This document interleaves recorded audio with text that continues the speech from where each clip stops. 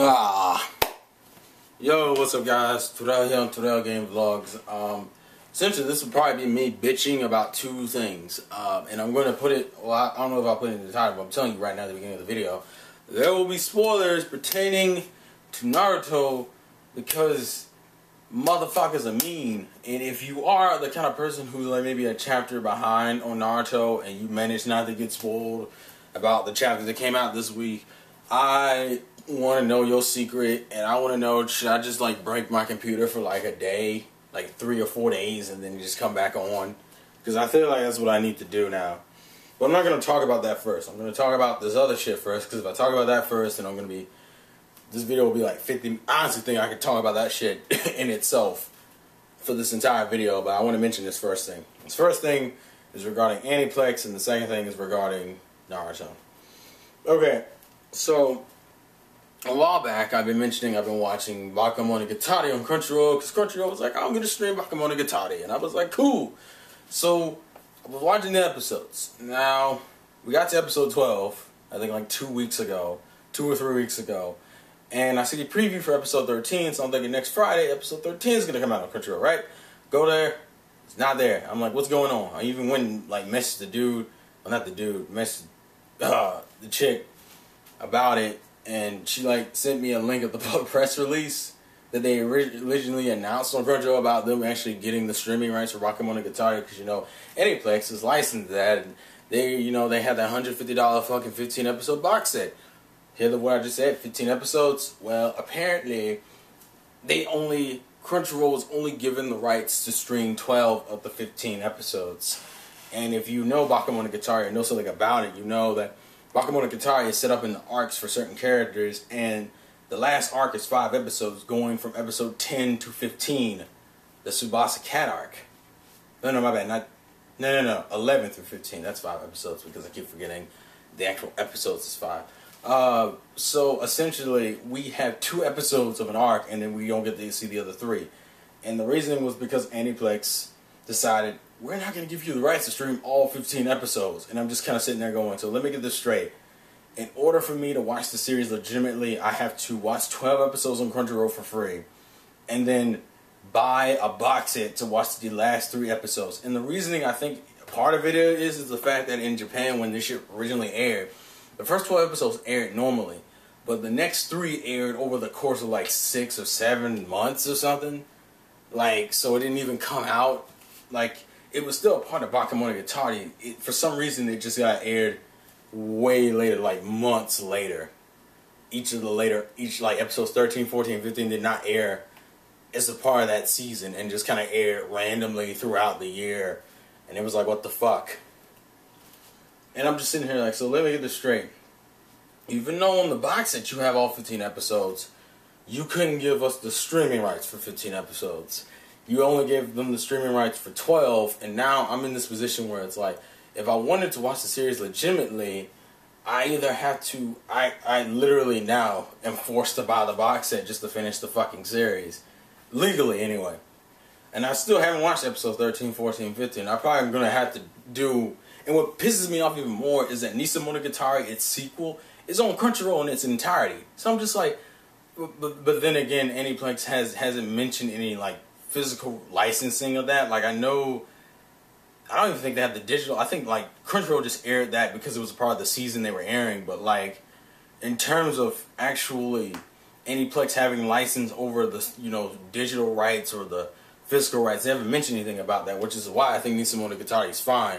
But that pisses me off that now, in order for me to get watch the entirety of the series, I have to watch it 12 episodes legally, 3 illegally, and then go back for the second season on Crunchyroll. And I'm just kind of like, why the fuck didn't you just let them air the other 3? Like, I don't understand. The series is like, what, 2 years old? I think it came out in, what, 2010? His Monogatari came out, I think, either early this year or late last year, or around last year or something. And I'm just sitting there like, Aniplex, that's such a bitch move. And for those who don't know, Aniplex to me, as of right now, I will honestly say is probably the worst out of the dub companies. And the reason why I say that is because, ironically, they charge more. They probably charge the most for their series, and that's over NIS. which is shocking considering how high NIS shit is. At least NIS shit is premium shit, whereas Aniplex shit is like decent quality, but like it's just streamlined over some bullshit. And let me give you an example. Dura. Now, not the limited box set, not the limited edition. I'm talking about the normal DVD sets. DVD only sets that have a dub and a sub on them, but DVD only nonetheless. Now, if you're used to Funimation or even Viz shit, or even Sentai shit, even NIS does this. You usually split a 26 episode series up into 2 different box sets. 13 episodes each. Guess what Aniplex does? You know what we're gonna do? We're gonna split this bitch up into 3 fucking separate DVDs and charge like $40 for each of them. Meaning, for 26 episodes, I'm spending $120 versus if I wanted to buy both parts of Toradora, the premium edition, mind you, not even the standard edition, the premium edition, I spent $100. And if it's the standard edition, I'm spending less than that. And I'm just sitting there like, so let me get this straight. I'm spending more on just because it has a dub. And for some stupid ass reason, you want to split the damn DVDs into 3 parts. What the fuck? Next thing, Madoka Magica. Last time I checked, doesn't Madoka Magica only have 12 episodes? How is Aniplex releasing that? Because Funimation would have just released that as a 12 episode box set. Viz would have released that as a 12 episode box set. Sentai would have released that as a 12 episode box set. What does Aniplex do? You have a DVD version, you have a Blu-ray version, and you have a limited edition version. And each volume, I think, only has 4 episodes. Meaning you have to buy 3 fucking box sets of 4 episodes each. And mind you, the cheapest they get is $30. So you're spending $30 on and that's the DVD version of 4 fucking episodes, which is about 2 hours, which is the length of a movie. I'm spending more on 4 episodes on a movie's worth of time than actually buying a fucking movie for like $20. What the fuck is that? And what kills it even more is that Monogatari, if you wanted to buy and you know the funny thing is I do want to buy it because I have been enjoying the series, the 12 episodes I've seen.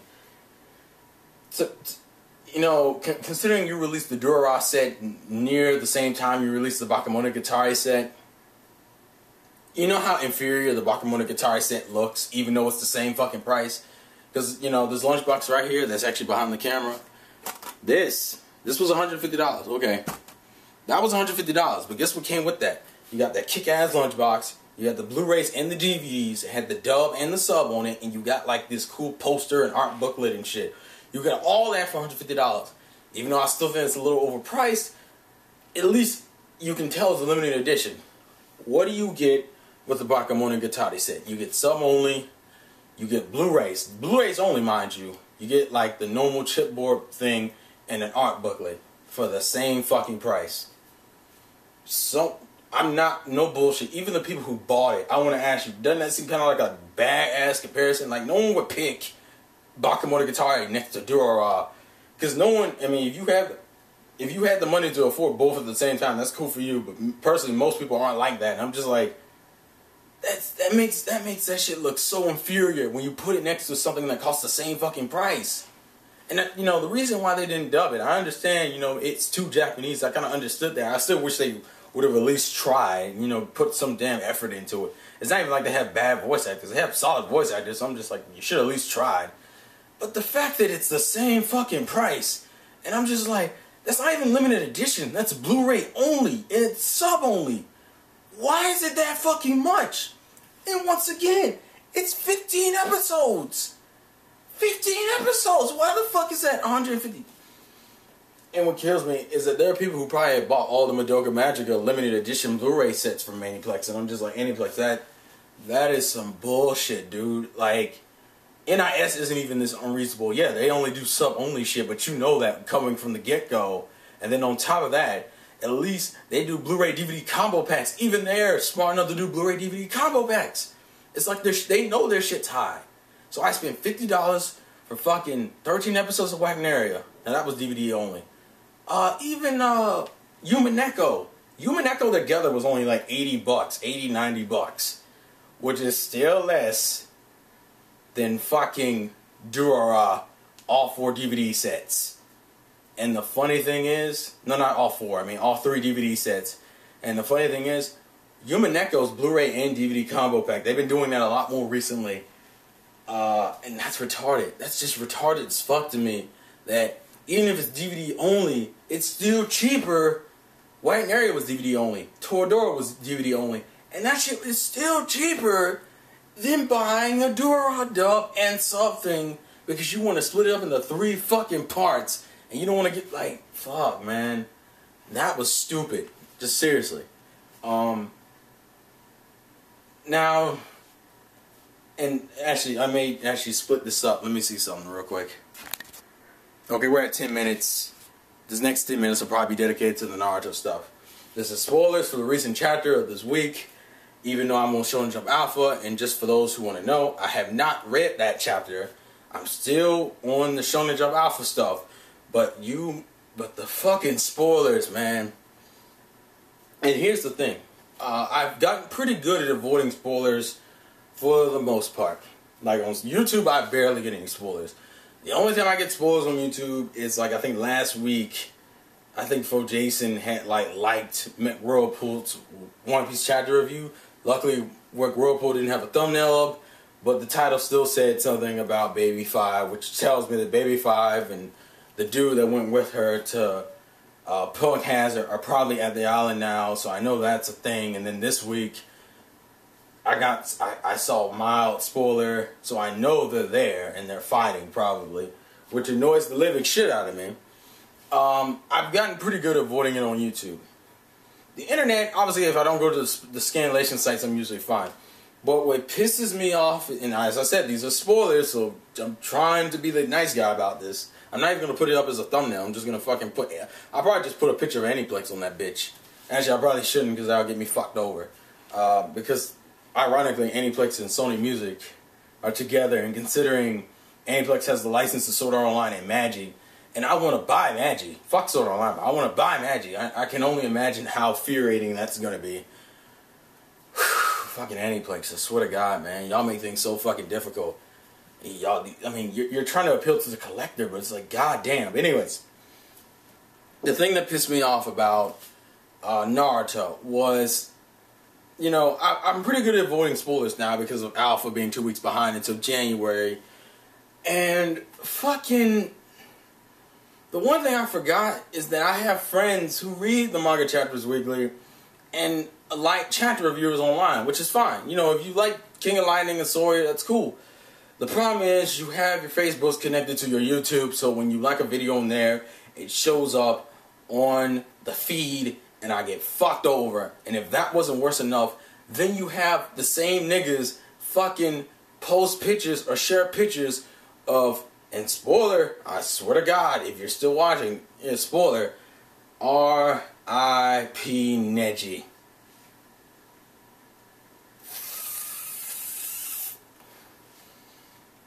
That, and so, and I'm not, you know what, that pisses me off, but here's the thing, as J-Man has said before, you have the right to post whatever you want, so here's my response to that bullshit, and I put this on my Facebook, I think last night, when I found it, and it pissed me off.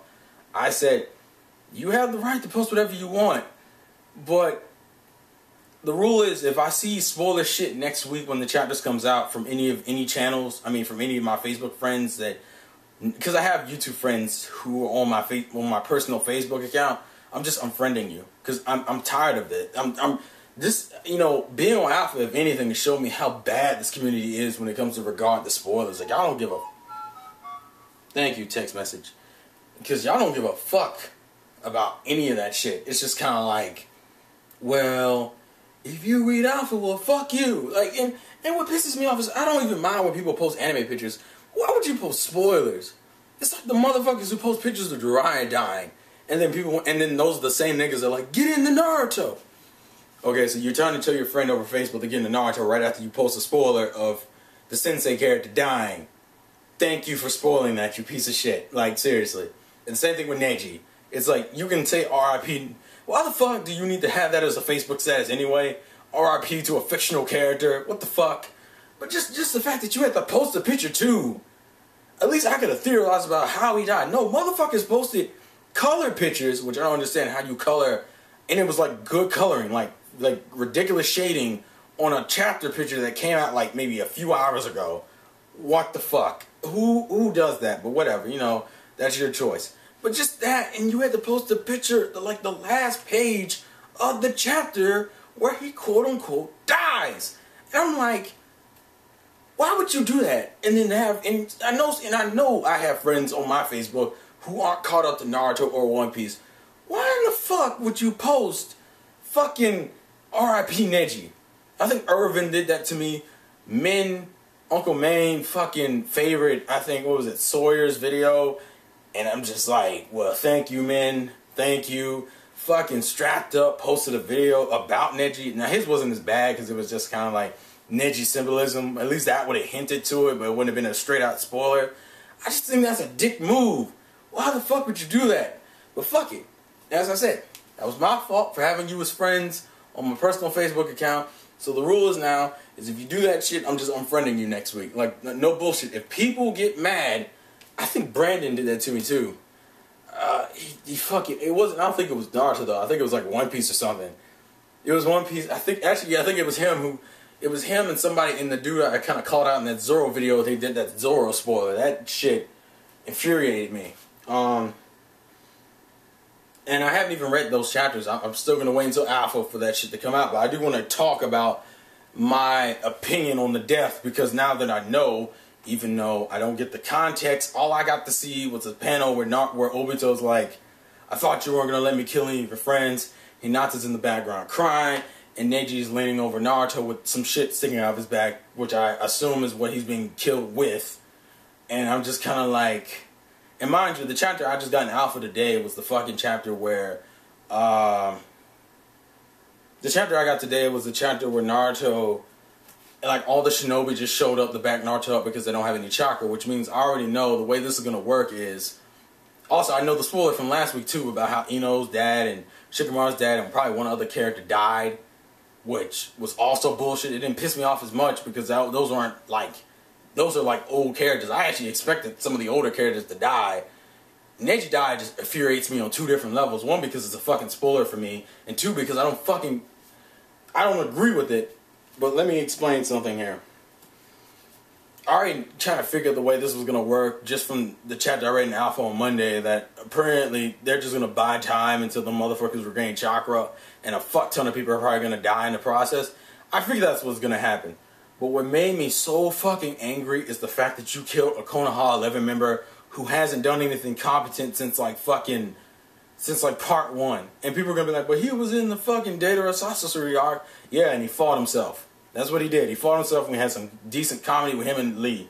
And I'm just sitting there like, Kishimoto, did you fucking kill Neji? And it doesn't even matter about the pretense. I just don't fucking think he should have died, period. Like, fuck the pretense of how he died. The only thing I've heard about the chapter is that there's some more Naruhina moments, because I think either Min wrote that, or Min did that for his review, or Sawyer did that, because I saw it when Min liked or posted his review on Facebook, and I'm just sitting there like, I like Naruhina moments, but I don't like you killing Neji to make Hinata grow, especially when the motherfuckers haven't had really any real time to connect. Like, Kishimoto hasn't shown their development. It's just implied that they've gotten better friends because of the 2-year time skip. And I'm just like, I don't even think you should have killed any of the Konoha 11. This is the war they're supposed to shine. This is the war that makes them step up and develop as characters. Oh, look, Neji's fucking dead. Why the fuck is Neji dead for? It pisses me off, because the whole concept that Kishimoto's been pushing is the new generation. The new generation. Tsunade dying, I could have lived with. I still think I don't agree with that one as much. I agree with that one a little bit more than fucking Neji. Maybe because of the whole next Hokage thing. But just Neji, it's like, this is supposed to be that war where the new generation steps up while the old generation kind of falls out. And, you know, the whole Will of Fire thing, the thing that Kishimoto's been pushing since, like, the damn Pain arc. And I'm just sitting there like, and you kill Neji. Why do you kill a character that hasn't done anything? And what pisses me off even more is that it's like, there's so many things I feel like that character didn't get to do. We don't even know we haven't even seen Neji Beast to his foolish yet. We've only gotten slight hints. Like, we know that Hinata technically has more chakra than Neji because of that scene right during the Zetsu shit where he's just passed the fuck out and Hinata's still going. So I know that Neji has better technique than Hinata, but Hinata can hold out longer than Neji could. And it just makes me mad that we don't even get to see the pinnacle of his power.